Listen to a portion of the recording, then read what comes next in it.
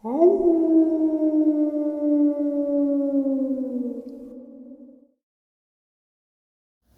greetings and salutations, everyone, and welcome back to tonight's second half. Before we jump into it, a couple links. As you know, I rely on Patreon, PayPal, and the merch to help the channel to continue to grow and go. Links to Patreon and PayPal are in the description below. The merch is displayed directly under the video. Also, Dogman Frightening Encounters Volume 1 through 3, the audiobook versions. They all were written and researched by Tom Lyons, narrated and produced by me, Jeff Nadolny. Those audiobooks are available on Audible, Amazon, and iTunes, the links to which are also in the description as well. And finally, last but definitely not least, if you'd really like to help support this channel to continue to grow and go, simply subscribe. It doesn't cost you a cent. Click that like button. It takes half a second. If you don't want to miss out on any of the informative and exciting uploads I put out daily, click that bell icon.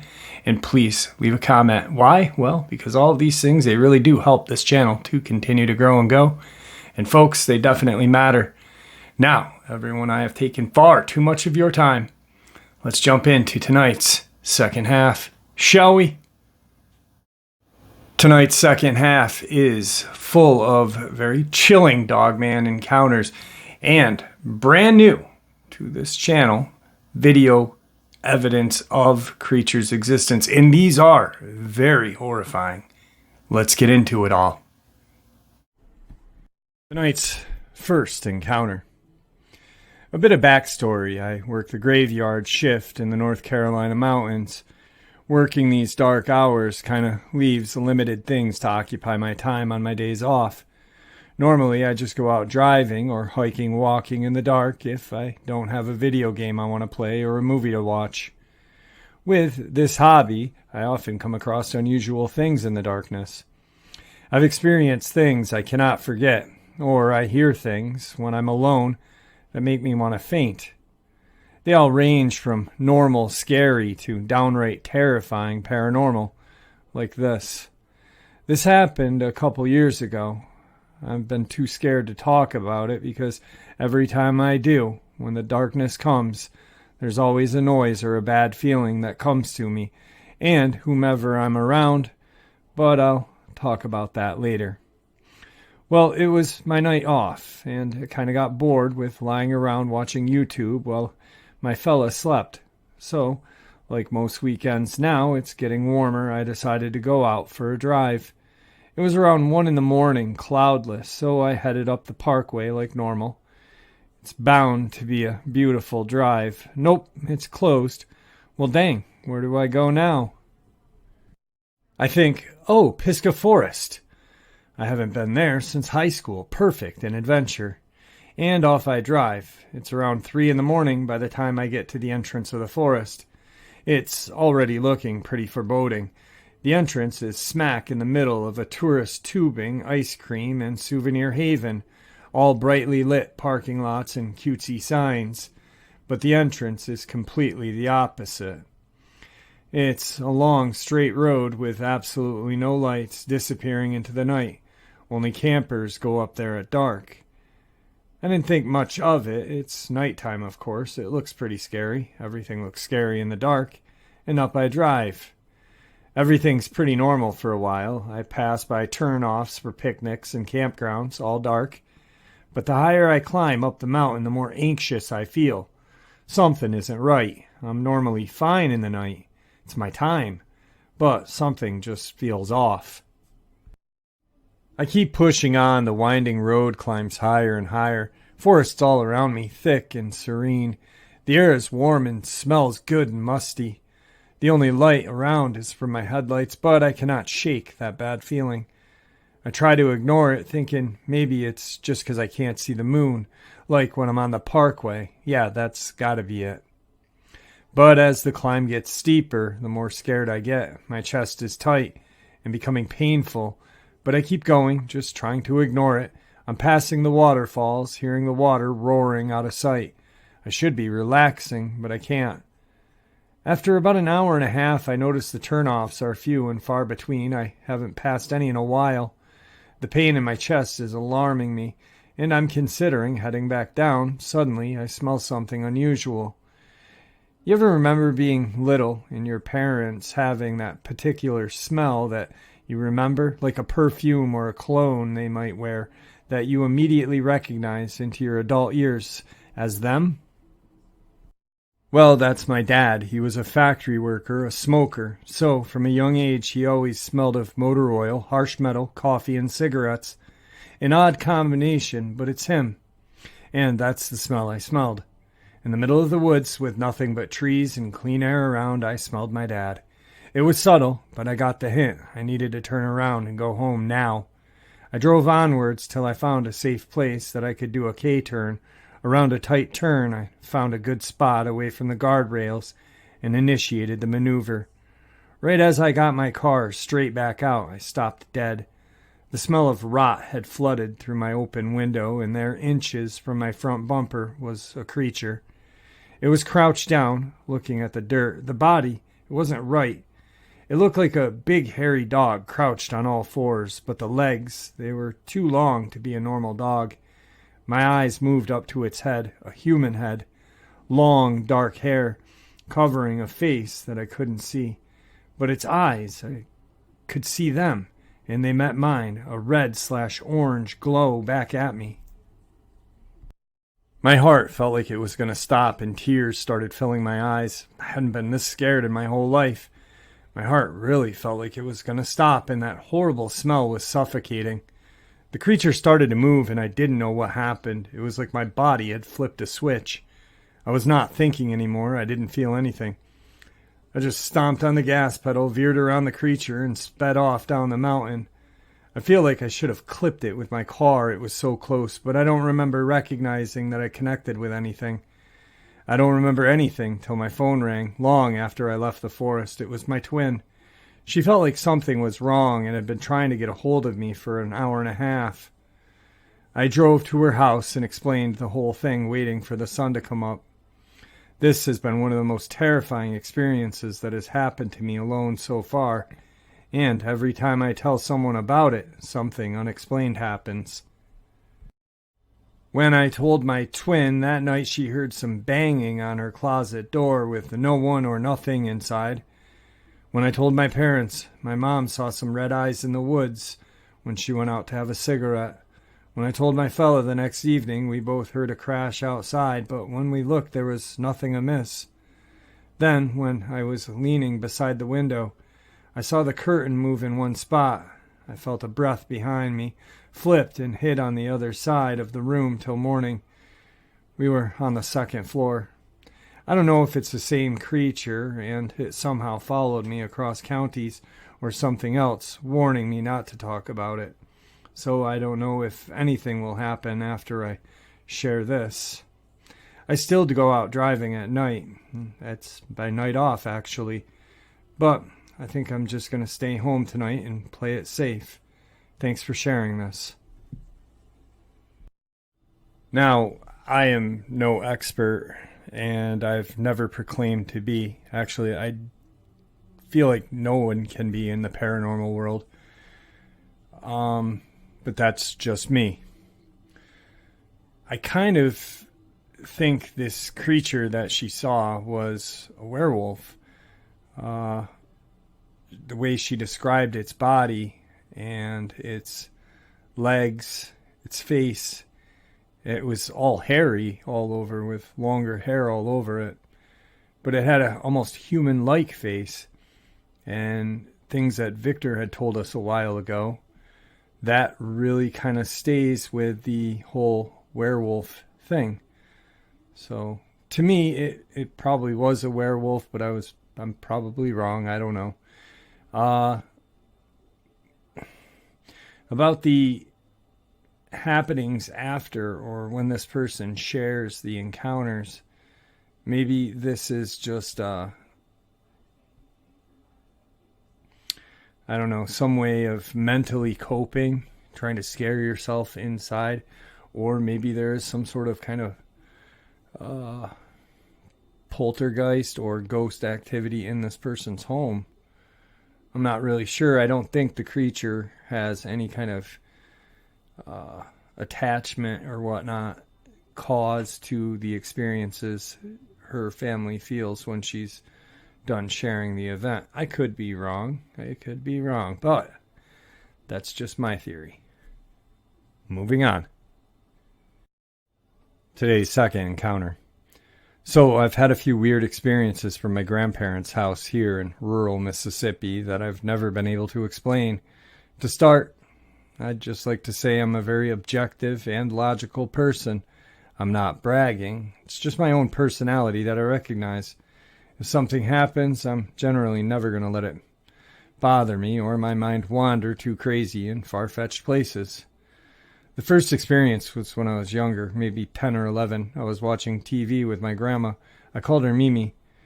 I thought everything was normal until I turned to look at her. She was staring right through me, eyes both dilated and glazed over.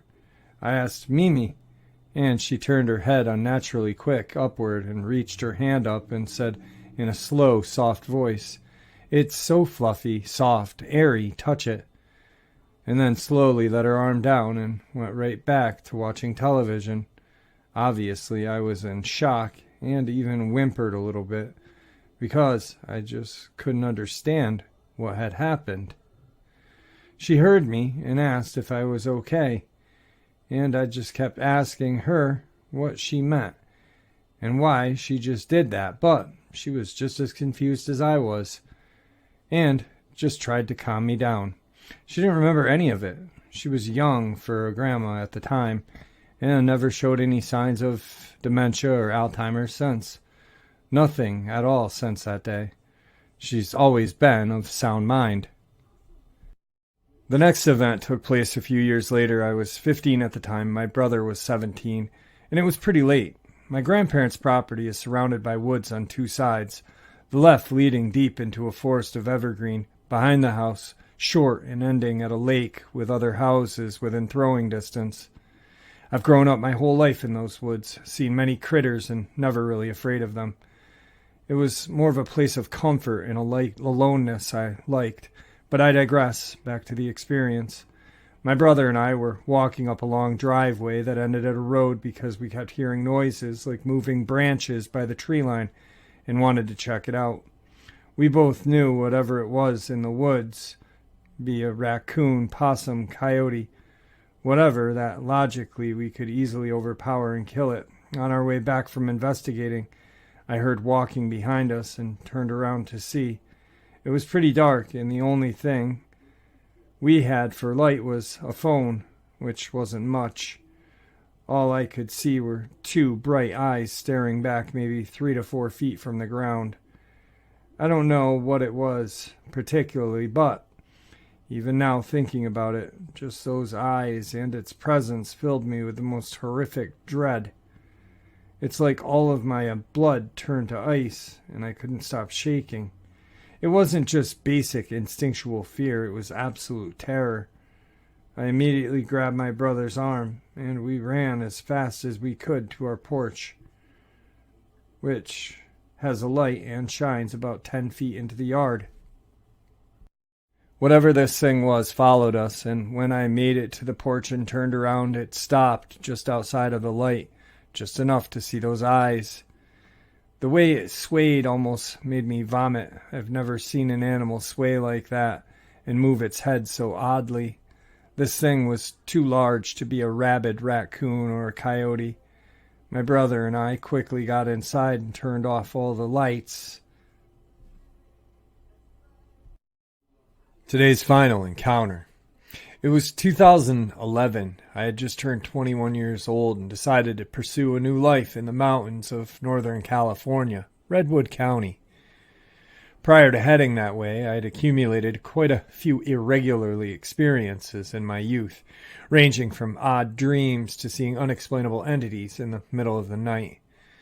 I always had an affinity for exploring the unknown and was the type of kid in high school who studied UFOs, shamanism, the spiritual world, fringe things, you could say. When I was 16, my family and I moved to a small town near Mount Shasta. The house we moved into backed up to a canyon, which was essentially the foothills of a forest that encompassed the majority of the wilderness of Northern California. At the time, I had no idea as to the mythological lore with which the region embodied. It didn't take too long for me to recognize that there was a strange energy to the place. The strangely mysterious and appetizing ambiance was met with my insatiable curiosity of the unknown. Anyhow, the one normal summer night, something strange happened.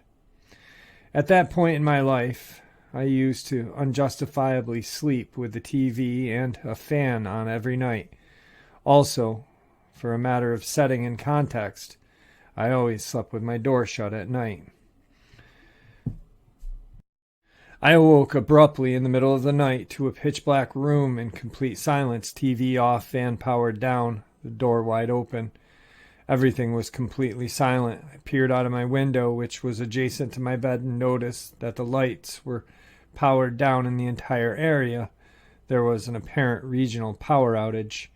It was at this moment that the faintest bit of moonlight illuminated what appeared to be a 7 to 8 foot tall thing standing in my doorway. I was immobilized by its baffling presence quickly after recognizing the sheer strangeness of this quick sequence of events. I rose to my feet and approached this thing to the best of my ability.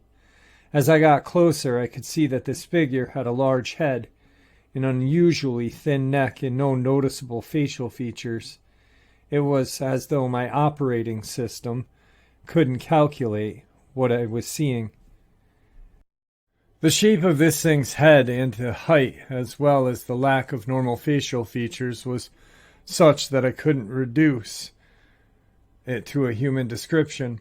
It was in a category of its own. As I finally got 2 feet from it, it stretched its ominously lengthy arm towards me, and it began to sway, almost in a hypnotic manner. I vividly remember it panting heavily at me and moving its arms in jarring movements back and forth.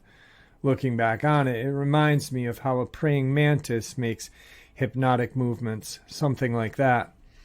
The last thing I remember was trying to yell out to one of my parents, but they couldn't hear me. The odd part of this is that both of my parents were light sleepers. It was as though my voice was muzzled somehow. Anyhow, as I was trying to yell, I was also trying to push through this thing to get out of my room, to no avail. At last I broke through what I can only describe as resistance. The figure vanished, and I fell through the doorway. My mom rushed down the hall and asked what had happened. I was speechless, dumbfounded, and unable to sleep for a couple of days. Fast forward again a few years later, right before my trek back up to the northern part of the state, I started having a series of strange dreams. I'd been dreaming of walking along the redwood-laden ridgeline with a peak of the Pacific Ocean. What's most peculiar about these dreams is what else I was seeing in them. In the sky above the trees, light, orbs, crafts, whatever you want to call them. It was about a month or so after these dreams that I found myself on that exact ridgeline, witnessing some of the strangest things I had ever seen in the sky. Lo and behold, I found myself smack dab in the middle of Bigfoot UFO country, where UFOs also seem to be a renowned local highlight to all the overall high strangeness of the region. I decided to rent a 40-acre parcel in the middle of the redwoods. This particular piece of land was riverfront. It was beautiful, a masterpiece of landscape for $400 a month. About 45 minutes from the nearest town. I was in heaven. During this time, I chose to sleep out in my tent, as it was summer and the weather was quite cooperative for such an endeavor. That is, when the whirlwind of high strangeness really would occur. For whatever reason, I was obsessed with UFOs at the time. Little did I know I had situated myself on a gold mine. Within my first couple of weeks there, I had my first sighting. It was unexplainable. A silent white orb of light flicking on and off, which couldn't have been any more than 100 feet directly overhead. It was at that point that I had decided to spend the majority of most nights skywatching, so that's what I did. I was not disappointed at first. I had dozens, if not hundreds of sightings that summer. So many different kinds. Every single night that was clear, I saw something. The white and blue orbs were always quite strange, how they would float in seemingly zigzag lines with little jolts of propulsion. The ones that seemed to mimic stars are baffling. I imagine they must have been huge and very far away. Many of these types seem to superimpose themselves between known points of constellations in the earth. For example, if you had been skywatching a particular region of the sky, you might see an abnormality pop out to you. You might see a star which you thought was a point of the constellation start to wobble and pulse around a bit. After a while of focusing on it, it would either flicker out or start to move on its own more noticeably until it was completely out of sight. Then there were the kinds that I thought were shooting stars at first. What obviously differentiated them from shooting stars was how they would stop on a dime, zigzag a bit, and then shoot off into an entirely different direction at the same speed with which they had seemingly entered the atmosphere. After a couple of months of constant sightings, I began to feel overwhelmed. It was as though I had opened a portal of sorts and I could not close it. My original youthful curiosity had slowly morphed into a feeling of not being in control, and admittedly a slight fear of the unknown, a bit of dread, if I'm to be honest.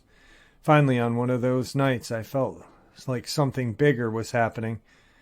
I had identified what seemed to be at least 15 to 20 crafts which were hovering the property around 2 a.m. and appeared to be descending slowly. Dogs in the valley down by the nearest neighbors, a couple of miles away, were going nuts. Finally, much like how a possum appears to play dead, I too had curled up and admitted defeat. Feeling powerless to the situation, I curled up with my 380 and called it a night. I had seemingly passed the portal of no return out there, and the revelations of discoveries were unsettling. During that same summer, on that same property, I had a very strange experience in broad daylight. I was walking along a small peaceful creek that fed into the river there, minding my own business, when all of a sudden, it was as though a herd of something monstrously huge was barreling my way. To this day, I have never heard anything like it, and hope I never do again. Whatever it was, it must have been moving at the speed of 25 plus miles per hour and was moving tire-sized river rocks as though they were pebbles. The sound was beyond harrowing. I'm not kidding. Whatever was moving these 200 to 300-pound rocks was child's play. It had to have been massive. Needless to say, it was fight or flight for me, and fight was no option. At one point, as I was running for my life away from this thing, it was gaining on me quickly. Even if it was the last thing I did, I wanted to have a look at what it was. Instinctually, I guess, I wanted to at least identify and logically associate the thing which had the capacity to destroy me with ease. To my surprise, as I turned, the sound persisted, but it appeared as though whatever was moving the giant rocks to create the almost unimaginable sound was cloaked to the naked eye. It was as though I could see the rocks tumbling beneath the translucent glob. At that moment, the noise stopped, and I was awestruck and relieved. Whatever was chasing me had no physical visible form, and it was massive looking back on it. It feels like I was bluff-charged by some mythical creature, knowing full well that whatever it was could have taken me out if it wanted to. I can't help but think this creature was some sort of apex predator. Fast forward 1 year time, I find myself in a place about 2 hours south from the place before. Still very much in the woods, this time with a different vibe, lots of oak trees. Mendocino County. It was at that time in my life in which I was all in the world of high strangeness. I started taking things to the next level. My interest in shamanism and spirituality had extended immensely, and I kept finding myself at the right place at the right time. During that particular stage of life, I had often took it upon myself to try and show others beyond the veil, if you will. One point of particular interest to me was seemingly conjuring unusual activities in the skies so that other people could witness things themselves. One night I was feeling animated to introduce some friends I had met to some oddities in the night sky. It was successful. After a few minutes of focus, it was as though we had manifested some unusual orb activity, multiple white orbs floating above us. These orbs were always fascinating to me because they invoked a sense of something personal, far different than seeing a technicolor craft many, many miles away. After a few minutes of watching these floating orbs in the woods above us, there was an immense flash of bright white light, which lit up the entire sky. It was surreal, like someone turned a daylight switch on all of a sudden. In that instance, there was a burst of energy which seemed to interconnect a bunch of stars in the region of Orion, which can only be described as a technicolored network of lights, lasers maybe. A few seconds later, I heard something stirring up at the top of one of the mature oak trees behind me, something that sounded to be the size of a small child, pretty big to be on top of a tree. The minute at which I noticed it, it swooped down at me in a highly unusual flight, making the strangest whooshing sound I will never forget. Whoosh, whoosh, gaining at least 10 to 15 feet every whoosh. During its glides toward me, it uttered a sound I can only describe as a child giggling maniacally. The giggling and whooshing got louder and louder until whatever this was ran directly over my feet. As it ran over my feet, which I both felt and saw, it brought with it a sort of strange, iridescent glitter aura, almost how a fairy is depicted in cartoons. After crossing my feet, I saw what looked like black webbed feet kicking up dust, pitter-pattering off in the distance. To this day, I cannot explain what I experienced on those occasions, and I don't think I ever will be able to. Perhaps that's the point. My thoughts are, however, that we live in a world within a world. There are flowing landscapes of dimensions before us at all times, and perhaps what we think of as most real may just be the thinnest and most superficial layer, a product of a kind of mental conditioning that allows us to comfortably define reality, a coping mechanism of sort that aids us in our processing of things, so that we can trick ourselves into thinking that we know what is going on, a survival mechanism. I don't think that we can define reality as much as we can try to interpret it. Perhaps, even out there in the woods, we find ourselves traversing networks of interdimensional landscapes. All right, folks, there's the encounters. Let's jump into some video clips. The first video clip is a group of boaters out on a beautiful summer day.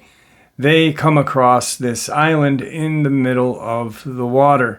What they see as they are approaching the island, which the island is uninhabited, it's no any kind of camping, whatnot, is a very large bipedal creature running across and hiding in the woods.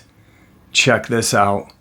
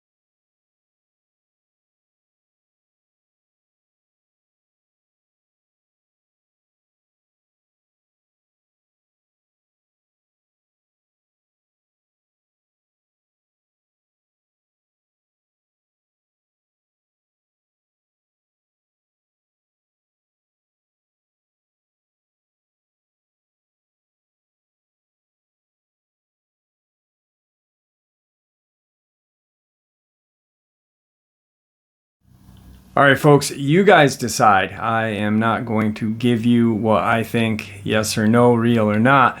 All I will say is that it is very large.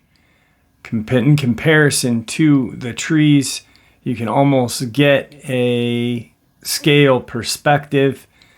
Yeah, it's real interesting. The second video clip we have here is a group of friends and family members just hanging out in their remote backyard, and they're just filming, having fun on a swing, whatnot. After they're done having their fun and they review this footage, they see a very strange crawler-like creature in the background. Here's that video.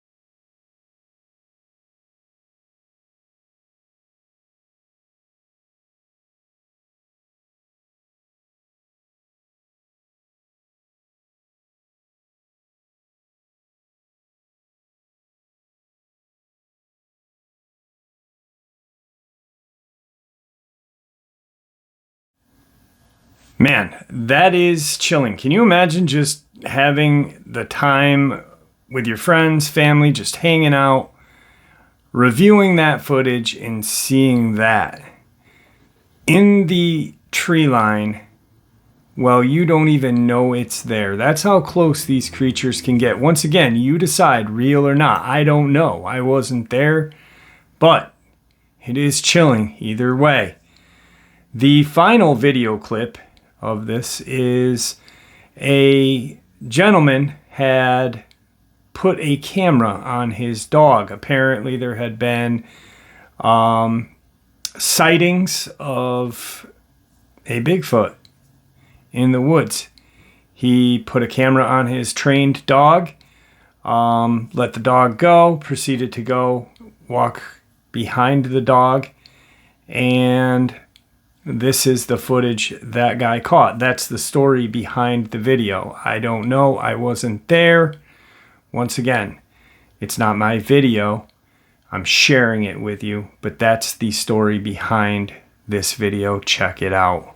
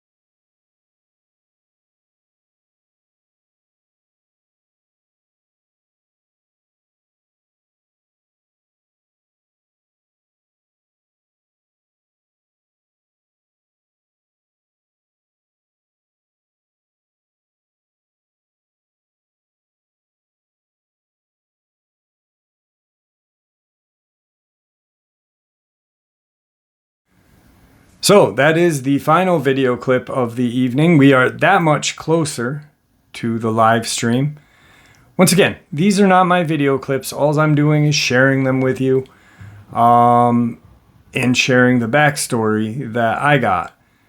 Other than that, you decide what you feel. And with that, I'd like to thank you for supporting this channel, for being kind to me in my time of need with my dad, with myself.